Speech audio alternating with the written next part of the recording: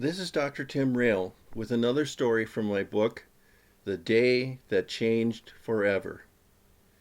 If you'd have stood at the foot of the cross and seen what John saw, you could tell this story too. The face of love. The death I was watching was killing me too. When you see the person you love most in the world being crucified before your very eyes, it's enough to feel as though your own heart is nailed to a cross. Just a few feet from my tortured gaze, Jesus of Nazareth hung suspended, his death sentence being carried out one agonizing breath and drop of blood at a time. It was a sight that would be indelibly etched on my heart for the rest of my life. Standing so close to the cross and being identified as a disciple of Jesus put me in a position of easily signing my own death warrant. Being a follower of Jesus had never been popular, but standing at that moment between a mob insane with demonic hatred and a squadron of Roman soldiers with crucifixion on their agenda had lethal implications. Still, thoughts of my own safety were the furthest thing from my mind. All the other disciples had fled into the darkness at Jesus' arrest the night before and were still hiding in the darkness of their own fear. But I stood at the foot of the cross, drawn there by my love for my Master.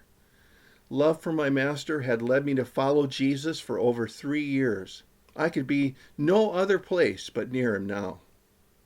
Standing at the foot of the cross was the most dangerous place I could be, but it was the only place I wanted to be now. I was not standing there alone. I was not the only one who loved Jesus standing there at the foot of the cross, not the only one with tears streaming down my face, not the only one whose heart was being pierced by the horrifying sight, not the only one whose love for Jesus overruled the urge to self-preservation. Next to me, clutching each other in grief-stricken desperation, were Jesus' mother, Jesus' Aunt Salome, my own mother, Mary Magdalene, whom Jesus had delivered from 7 demons and a life of sin-filled destitution, and Mary, the mother of Clopas. These women, too, had followed Jesus in life, and now they were willing to follow him to death if need be. They were the only faces showing love for Jesus in the vast sea of people spread out before the cross. Most of the faces in the crowd were contorted by a mixture of twisted pleasure and hardened rebellion at the suffering they saw on the face of Jesus. The face of Jesus was barely recognizable. I had seen that face at all times of the day in nearly every conceivable situation, and I could never have imagined the way I saw it today. I'd seen that face break into a huge smile with laughter as Jesus played with children or watched a lame man take his first steps after Jesus' healing touch. Sometimes, often at night by the flickering firelight, I'd seen Jesus with a faraway look, as if he was looking into the future at things to come. I'd seen that face strained by deep sorrow, as Jesus had seen the effects of sin and death in lives of people. There were many times I saw him moved with deep compassion as Jesus saw crowds of people harassed and helpless, like sheep without a shepherd. I'd seen that face earnest and intense as Jesus taught the crowds kingdom truths. There was the day I saw Jesus' face dark and magnificent in holy anger at the prideful stubbornness of religious hypocrites when he cleared the temple of greedy merchants, using God as a means to personal gain. So many times I had seen that face in prayer, so at home in conversation with his heavenly Father, that it made me and the other disciples ask Jesus to teach us to pray like that too. That wonderful face. Tears streaming down his cheek and off his beard at the tomb of his friend Lazarus. Strong and warrior-like, confronting demons and defeating them with the word of his authority. Gentle and redemptive as he forgave the woman caught in the act of adultery. Amused and delighted as he handed out the miraculous supply of loaves and fish to us, who in turn fed 20,000 people from the lunch of a little boy. Weary with exhaustion after seeing hundreds of people in a day, praying with them, touching them with his supernatural power. Calm in the midst of a howling storm in the Sea of Galilee, in complete control as Jesus ordered the waves to sit down and the wind to be still. Up on a mountain, I had seen that face radiant, transformed with the glory of his majesty as he spoke to Moses and Elijah. I had seen that face harden with courageous resolve as he told us about his impending death as we began our final journey to Jerusalem together. Just last night, I had seen that face, so young in time and old in wisdom, in such agony that he was literally sweating great drops of blood in the Garden of Gethsemane. Then puzzled and saddened as Judas had betrayed him with a kiss on the cheek. I had watched him regal and calm as he faced his accusers, answering without reservation, "I am," to the question of whether he, Jesus the Messiah, was truly the Messiah, the Son of God. Yes, I had grown to love that face.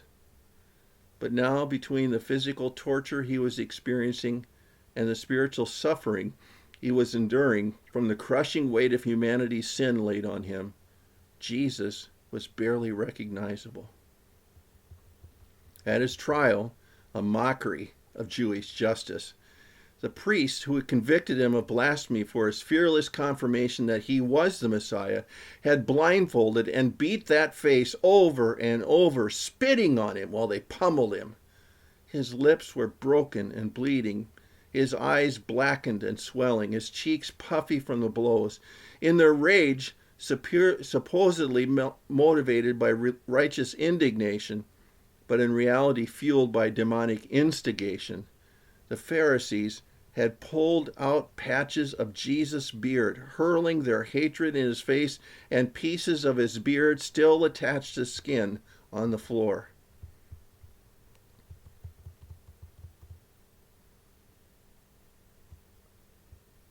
The punishment was only beginning.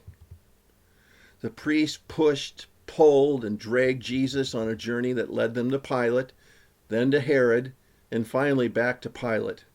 They continued to beat him along the way with words, fists, and clubs, yet Jesus never reciprocated once with a look of hatred, vengeance, fear, or vindictiveness. The acuteness of his pain was obvious, but his serenity in the midst of the suffering was unmistakable.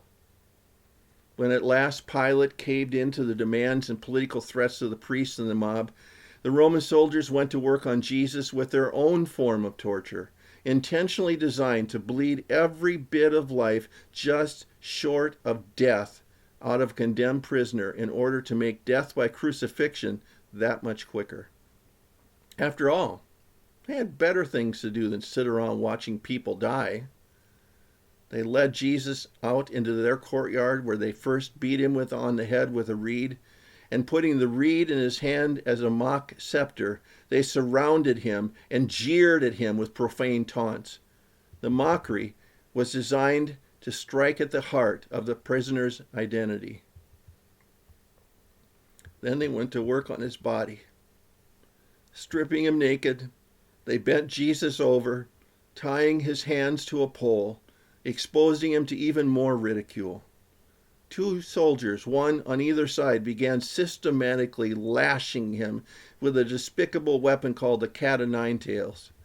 Leather straps studded on the ends with sharp bones and glass would rain down on the prisoner's back, wrapping themselves around the trunk of his body, tearing flesh down to the bone with every blow.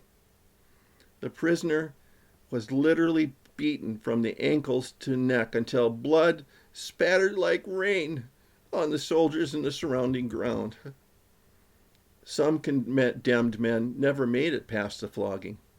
Jesus did. After the vicious whipping, The soldiers continued to mock him in a sadistic ritual they called the King's Game. Finding a branch from a thorn tree and gingerly fashioning the branch into a crown studded with inch-long thorns, they slammed it down on his head, opening even more wounds while mockingly paying him homage as royalty. Between the beatings of the priests, the lashes of the whip, the punctures of the thorns, and the finishing blows of the soldiers, the face of Jesus was no longer recognizable as Jesus and barely discernible as a man. That was the face the women and crowd and I saw in front of us.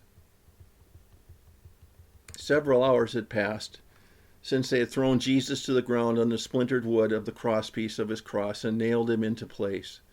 As they lifted Jesus into the air, the crowd continued to pelt him with blasphemy and mockery. The soldiers, seemingly oblivious to the eternal drama taking place in front of them, had gambled for Jesus' robe, the last of his earthly possessions, and sat watching with cynical boredom. The centurion, though, began to look at Jesus with growing puzzlement and wonder as he heard Jesus hoarsely say, "Father, forgive them. They do not know what they do." He'd never heard a plea for forgiveness from a prisoner on behalf of his executioners before. The more the centurion watched, the more he realized he'd never seen any man die like this, and he'd seen many. The women continued to stand at the foot of the cross, crushed by their own pain and despair, crying tears of wrenching sorrow that seemed to come from the very depths of their hearts. Instinctively, I went over to my mother and Jesus' mother and put my arms around them, letting them lay their heads on my shoulders and wet my cloak with their tears. None of Jesus' brothers or sisters were there to comfort their mother, so I did. Over the years, the families had known each other, and especially since I became a disciple of Jesus, I grew to love Mary as much as my own mother. Joseph, Jesus' father, had been dead for some time, and as the oldest son, Jesus had cared for and provided for his mother even after he had left home to begin his journey, culminating with his destiny on the cross. It was the responsibility of the oldest son to care for his mother if the father died and make sure that responsibility was covered in the event of his own death. For Jesus, the event of his own death was in its final gasping moments. Jesus moved his head painfully, wincing as he put his full weight on his feet, pierced together and fastened onto the cross by a rusty spike. He pushed himself up to capture a breath. The evil genius of crucifixion was that death came as a combination of massive blood loss, screaming physical agony, and slow asphyxiation. Every breath was excruciatingly gained by forcing the body's weight on the spike, driven through the feet, up and against the splinters onto the cross, high enough to allow air to rush into the lungs. Once gained, the crucified person could not release the breath until pushing himself up again.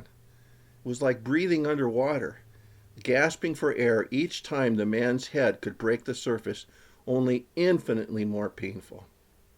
Speaking only accentuated the torture. When the person no longer had the strength to capture a breath, death would soon follow. Of all the twisted ways men have invented in the way of torture and death, crucifixion is among the most hideous. It was all I could do to watch my beloved friend and Lord suffer such a death. Jesus turned his head again, and through swollen eyes he looked over at me and seemed to beckon me and his mother. The centurion stood aside at what must have been an unusual gesture of respect and let us come closer. We were looking straight up at him now, standing in the midst of the blood drops that had fallen to the ground from the cross. Even now, I can still remember the patterns the blood drops had made in the dust. Together, Mary, the mother of the Messiah, and I, the disciple whom Jesus loved, stood gazing into that disfigured and yet divinely beautiful face. We could see the immense suffering in his eyes, yet we saw that familiar look of tender love we knew so well. Jesus looked down at his mother, his love for her never more apparent. Dear woman. The term was a common one of endearment and respect. Here is your son. And then turning to me, his voice showing his trust and love, he said, John, here is your mother. My arms around Mary, eyes full of tears, I looked up at Jesus and nodded. Yes, I would care for Mary as my own mother. To have Jesus trust me with such responsibility was a privilege I would gladly take. Our eyes, master and disciple, friend and friend, met in wordless, love-filled agreement. It all came to me then. Even in the midst of the agony of the cross, Jesus showed his love to those who loved him most and least. It was that kind of love that went beyond loving only those who loved him, loving the unlovely, the unlovable, and the ones most resistant to his love. It was that kind of love that made me follow Jesus in the first place. It was that kind of love that transformed me from a quick to anger son of thunder into the apostle of love.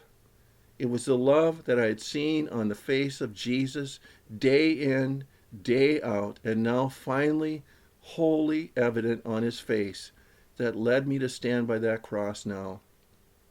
That love would carry me through the days and years ahead, caring for Mary and countless others. The love of Jesus crucified selfishness in me and filled me with an overflow of his unconditional love. It is the same love that comes to all who will stand at the foot of the cross. Look up into that matchless face of love and gladly accept whatever Jesus asks us to do. It is only at the cross that we can truly see the face of love. Only at the cross that we can truly receive the heart of love. Come, stand with me at the foot of the cross. Look at the face of love. Listen to the voice of love. Open your life to the King of love. In Jesus, find the love that will change you forever, too.